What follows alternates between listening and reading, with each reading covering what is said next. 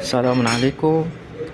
الان این سانترفیوژ هستش برای مشتری که داره آماده میشه. یعنی این که بروانه به اینجا هستش، اینم دو عصب بروانه چهه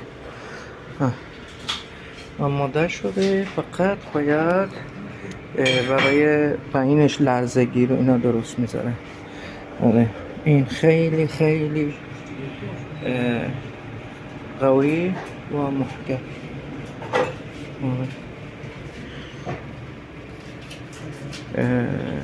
و یک عصبش هم اگر میخواستیم هستش، ولیکن این به سمت بالا، این به سمت جلو.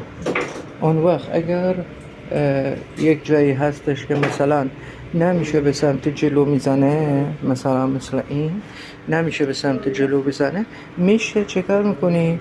مثلا به سمت چپ یا به سمت راست پرتابش میشه انجام داد. الان دارن موتورش سوار شده، آماده شده، فقط باید محافظ میذارن، تمام میشه انشاءالله.